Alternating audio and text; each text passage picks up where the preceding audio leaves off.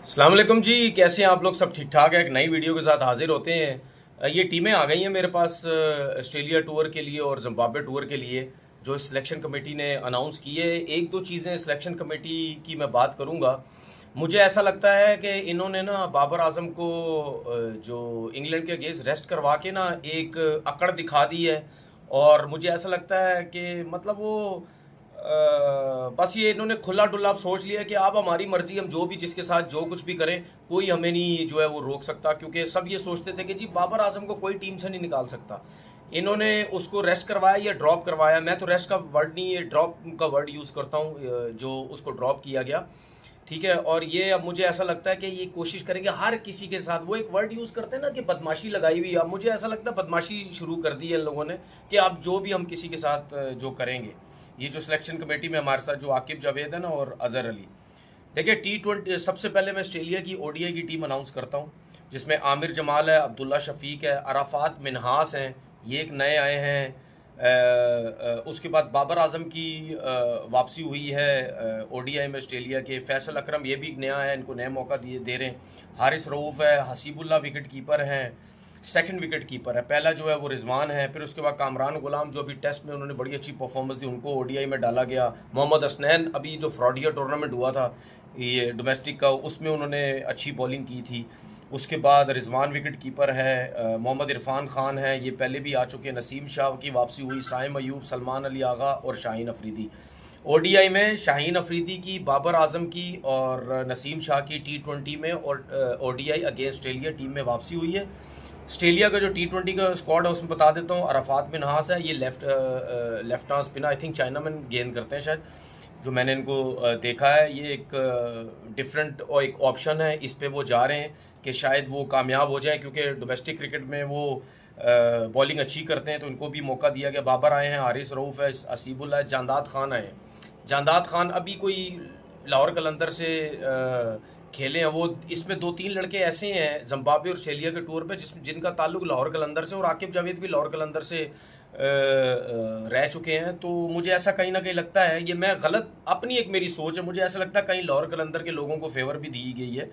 क्योंकि फिर हम बात करेंगे, अगर ये लड़के जानदाद हो गया, ठीक है, एक दानियाल जो है लड़का, उसको जिम्बाब्वे के टूर पे डाला है T20 में, अहमद दानियाल जो है, ये अगर परफॉर्म कर जाते हैं तो ठीक है, अगर नहीं करेंगे तो फिर हम बातें करेंगे जी एक एक सीज़न हुआ था इनको खेलते हुए, ठीक है, इनको सिफारिश पे या पर्चियों पे टीम में डाला गया। ये तो चलो खैर बाद में बात करेंगे। अच्छा है, अच्छा है, मेरी ख्वाहिश है कि ये लड़के परफॉर्म करें। उसके बाद अब्बास अफरीदी अच्छा बॉलर है, रिजवान है, ये मैं ऑस्ट्रेलिया T20 की बता रहा हूँ। मोहम्मद रिजवान विकेट कीपर हैं, इरफान खान है, नसीम की वापसी, उमैर बिन यूसुफ जो हैं, इनको ऑस्ट्रेलिया के T20 में डाला गया है।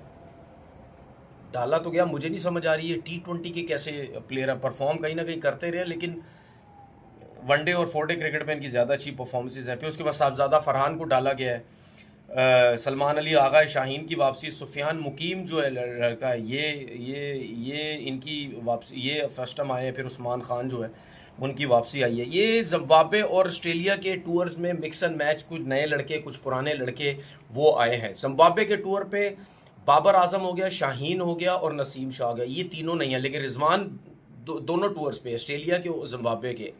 ये बात हम कब से कह रहे हैं कि भाई आपका जो सीनियर लड़का है, जिस तरह और टीम्स में होता है कि अगर वीक टीम है तो उन सीनियर लड़कों को ज़रूर आपको रेस्ट करवाना चाहिए, इसमें कोई दो राय नहीं है।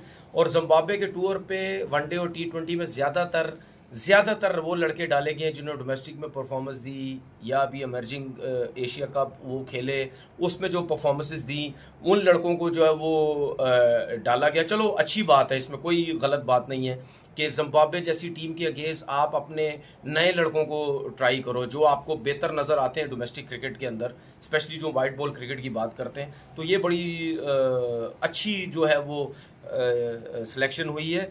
मैं अच्छी चीज़ की अगेंस्ट, मैं गलत चीज़ की अगेंस्ट भी जाता हूँ। जिस तरीके से मैं इसी सिलेक्शन की मैं इसी सिलेक्शन कमेटी की, मैं आकिब जावेद और अजहर अली की बात कर रहा हूँ। भाई आपने शाहनवाज दानी को सेंटर कॉन्ट्रैक्ट में नहीं डाला, शाहनवाज दानी टीम में है, ठीक है। कितने प्लेयर्स ऐसे हैं जो सेंटर कॉन्ट्रैक्ट में नहीं हैं, वो टीम में हैं, ठीक है। कम अज़ कम आप जिन लड़कों को पाकिस्तान टीम में रखते हैं ना भाई, उनमें से एक आध दो ऐसे प्लेयर हों जो सेंटर कॉन्ट्रैक्ट में नहीं है, जो बाहर से आए थे। ज़्यादातर तो आपने टीम में स्पेशली जिम्बाब्वे के टूर पे ऐसे लड़के जो सेंटर कॉन्ट्रैक्ट में भी नहीं है, ये मेरी समझ से बाहर है।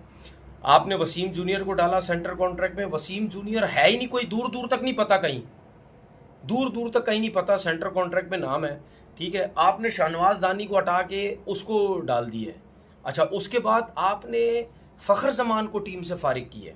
फ़खर जमान किसी ऑस्ट्रेलिया जिम्बाब्वे के किसी टूर पे नहीं है। क्यों नहीं है, क्यों नहीं है? मैं यही तो कह रहा हूँ ना, मुझे ऐसा लगता है कि ये सिलेक्शन कमेटी अगर कुछ काम बेहतर कर रही है, उसके साथ नाइंसाफियाँ भी कर रही है लड़कों के साथ। भाई फ़खर जमान ने क्या इतना बुरा किया है? क्या बुरा किया फ़खर जमान ने? अगर उसने सेंटर कॉन्ट्रैक्ट में होते हुए अगर उसने ट्वीट कर दी बाबर आजम के लिए और पहली दफ़ा ऐसी कोई उसने गलती की है, तो इसमें क्या है? क्या वो गलतियों पे गलतियां करता हुआ रहा था? है क्या मतलब वो कोई 10-10 दफ़ा ये इस किस्म की गलती कर चुका था? एक ही दफ़ा हुई है ना, ठीक है। आपने उसको टीम से फारिग कर दिया, आपने उसको सेंटर कॉन्ट्रैक्ट से फारिग कर दिया। ये वजह नहीं है, मैं पहले भी कह चुका हूं, ये ट्वीट की वजह नहीं है। ये वजह वो है जो जब मीटिंग हुई थी और चेयरमैन साहब जब ऑनलाइन थे, उस पे जो उन्होंने चेयरमैन साहब को शिकायतें की थी अपनी एनओसी के लिए, उसके बाद से ये ड्रामा शुरू हुआ है कि ये सब कुछ हुआ है। देखिए बात सुने भाई, ये जो एक नया रीत शुरू कर दी है ना इन लोगों ने कि उसने यूं किया उसको फारिग कर दिया, उसने यूं किया उसको फारिग कर दिया, ये टोटल सियासत हो रही है, ये टोटल गलत हो रही है। ये अपनी बरमबाजियां, अपनी अकड़ दिखाने की चीजें हो रही हैं भाई। ऐसा कहीं नहीं होता। अगर कोई गलती एक दफा करता है, एक ही दफा गलती में आप उसको बाहर नहीं कर देते। समझ आ गई? तो भाई सीधी बात है, जब जो काम सही करोगे उसकी मैं तारीफ करूंगा, ठीक है। जो काम गलत करोगे मैं उसके ज़रूर जो है वो अगेंस्ट जाऊंगा।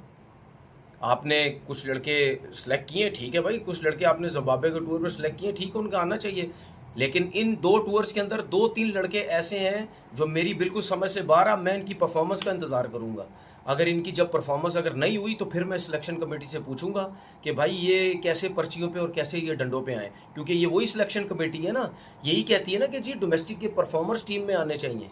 और शाहीन अफरीदी का और नसीम का ये याद रखिएगा, बी कैटेगरी में कॉन्ट्रैक्ट, सेंटर कॉन्ट्रैक्ट उनको बी कैटेगरी का मिला, ए से उनको बी पे कर दिए। अब ये मैं आकिब जावेद से पूछूंगा कि अगर शाहीन अफरीदी टेस्ट क्रिकेट में वापस आया, बगैर कोई क्रिकेट खेले हुए, बगैर कोई एक्सपीरियंस लिए हुए, अगर वो टेस्ट क्रिकेट में आया, तो मेरे पास वो आकिब जावेद का वो भी क्लिप है जिसमें आकिब जावेद ने एक टीवी चैनल बैठ के बोला था कि जी हमने तो इनको T20, हमने तो इनको वाइट बॉल क्रिकेट के लिए रेडी किया था, ये टेस्ट क्रिकेट के बॉलर नहीं है, इनको टेस्ट क्रिकेट में क्यों सेलेक्ट किया गया। जिसकी वजह से मैं समझता हूँ कि शायद शाहीन को वाइट बॉल क्रिकेट खिलाने के लिए इन्होंने ए कैटेगरी से बी पे लाए, क्योंकि अब तीनों फॉर्मेट जो है वो नहीं खेलेंगे। तो ये जब अगर शाहीन की सिलेक्शन हुई फिर उसमें मैं जो है वो बात करूंगा। काफ़ी चीज़ें ऐसी हैं जो डिबेट होने वाली हैं, सेंटर कॉन्ट्रैक्ट की भी और जो है ये ऑस्ट्रेलिया टूर